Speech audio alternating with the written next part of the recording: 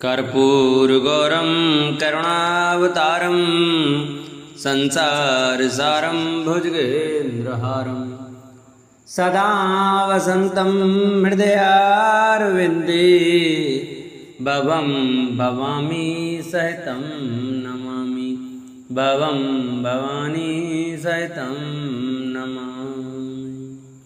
बोलो शंकर भगवान की जय।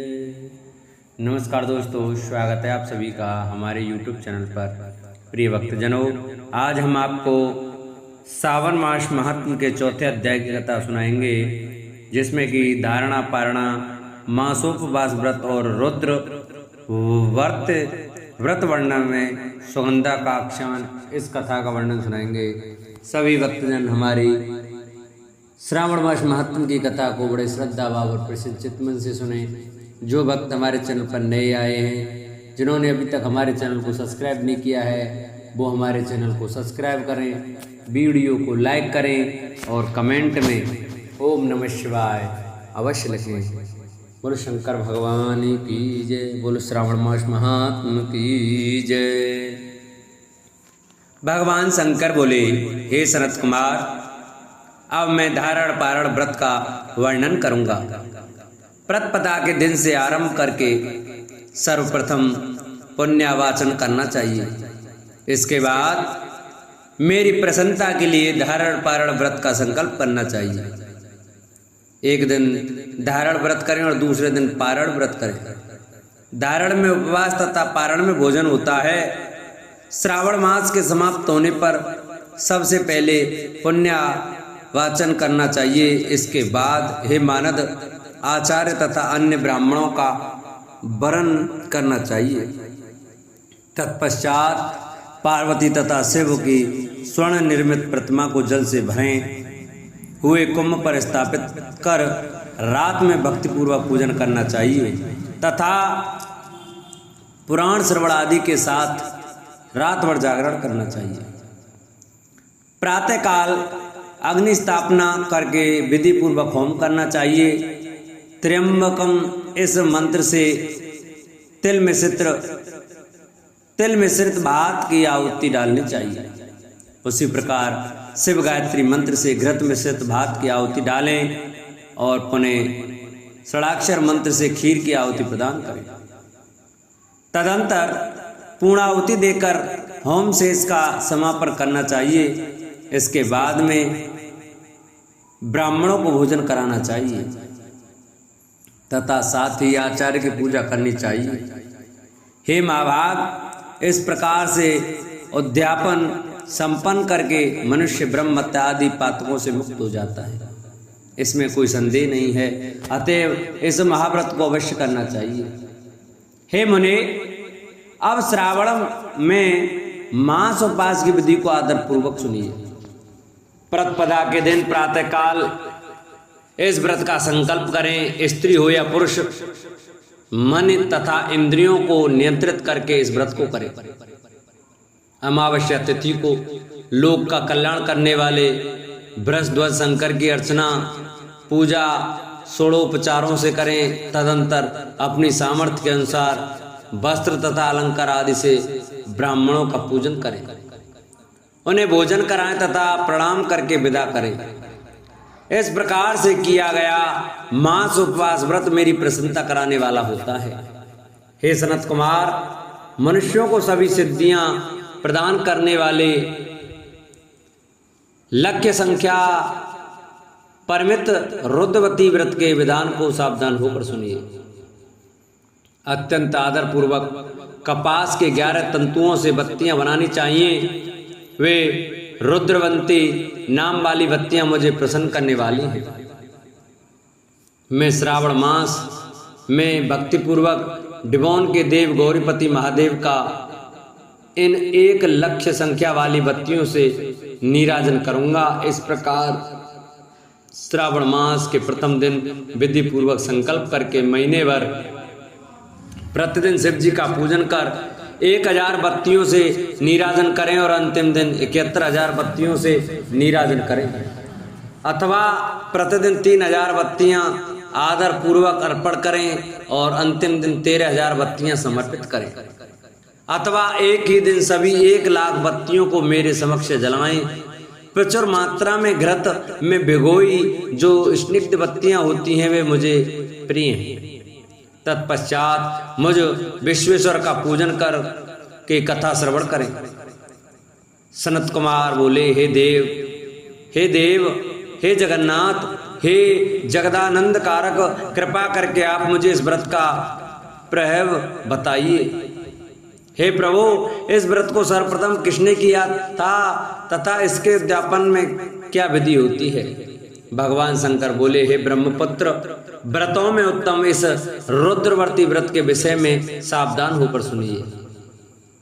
यह व्रत महापुण्यप्रद, सभी उपद्रवों का नाश करने वाला, प्रीत तथा सौभाग्य देने वाला, पुत्र पौत्र समृद्धि प्रदान करने वाला, व्रत करने वाले के प्रति शंकर जी की प्रीत उत्पन्न करने वाला तथा परम पद शिवलोक को देने वाला है। तीनों लोकों में इस रुद्रवर्ती के समान कोई उत्तम व्रत नहीं है। इस संबंध में लोग यह प्राचीन दृष्टांत देते हैं। क्षिप्रा नदी के रम्य तट पर उज्जैनी नामक सुंदर नगरी थी। उस नगरी में सुगंधा नामक एक परम सुंदरी वीरांगना थी। उसने अपने साथ संसर्ग के लिए अत्यंत दुसह शुल्क निश्चित किया था। 100 स्वर्ण मुद्रा देकर संसर्ग करने की शर्त रखी थी। उस सुगंधा ने युवकों तथा ब्राह्मणों को भ्रष्ट कर दिया था। उसने राजाओं तथा राजकुमारों को नग्न करके उनके आभूषण आदि लेकर उनका बहुत तिरस्कार किया था। इस प्रकार उस सुगंधा ने बहुत लोगों को लूटा था। उसके शरीर की सुगंध से कोस भर का स्थान सुगंधित रहता था। वह पृथ्वी तल पर रूप, लावण्य और कांति की मानव निवास स्थली थी। वह 6 रागों और 36 रागनियों के गायन में तथा उनके अन्य बहुत से भेदों की भी गान क्रिया में अत्यंत कुशल थी। वह नृत्य में रंभा और देवांगनाओं को भी तिरस्कृत कर देती थी और अपने एक एक पग पर अपनी गति से हाथियों तथा हंसों का उपहास करती थी। किसी दिन वह सुगंधा कटाक्षों तथा भौं चलान के द्वारा काम बाणों को छोड़ती हुई क्रीड़ा करने के विचार से क्षिप्रा नदी के तट पर गई। उसने ऋषियों के द्वारा सेवित मनोरम नदी को देखा। वहां कई विप्र ध्यान में लगे हुए थे तथा कई जप में लीन थे, कई शिवार्चन में रत थे तथा कई विष्णु के पूजन में तल्लीन थे। हे महामुने, उसने उन ऋषियों के बीच विराजमान मुनि वशिष्ठ को देखा। उनके दर्शन के प्रभाव से उसकी बुद्धि धर्म में प्रवृत्त हो गई। जीवन तथा विशेष रूप से विषयों से उसकी विरक्ति हो गई। वह अपना सिर झुकाकर बार बार मुनि को प्रणाम करके अपने पांव की निवृत्ति के लिए मुनिश्रेष्ठ वशिष्ठ जी से कहने लगी। सुगंधा बोली, हे अनाथनाथ, हे विप्रेंद्र, हे सर्व विद्या विशारद, हे योगीश, मैंने बहुत से पाप किए हैं। अतः हे प्रभु, उन समस्त पापों के नाश के लिए मुझे उपाय बताइए। भगवान शंकर बोले, हे सनत कुमार, उस सुगंधा के इस प्रकार कहने पर वे दीन वत्सल मुनि वशिष्ठ अपनी ज्ञान दृष्टि से उसके कर्मों को जानकर आदर पूर्वक कहने लगे। वशिष्ठ जी बोले, तुम सावधान होकर सुनो। जिस पुण्य से तुम्हारे पाप का पूर्ण रूप से नाश हो जाएगा वह सब मैं तुमसे अब कह रहा हूँ। हे भद्रे, तीनों लोकों में विख्यात वाराणसी में जाओ। वहां जाकर तीनों लोकों में दुर्लभ महान पुण्य देने वाले तथा शिव के लिए अत्यंत प्रीतकार रुद्रवती नामक व्रत को उस क्षेत्र में करो। हे भद्रे, इस व्रत को करके तुम परम गति प्राप्त करोगी। भगवान शंकर बोले, तब उसने अपना धन लेकर सेवक तथा मित्र सहित काशी में जाकर वशिष्ठ के द्वारा बताए गए विधान के अनुसार व्रत किया।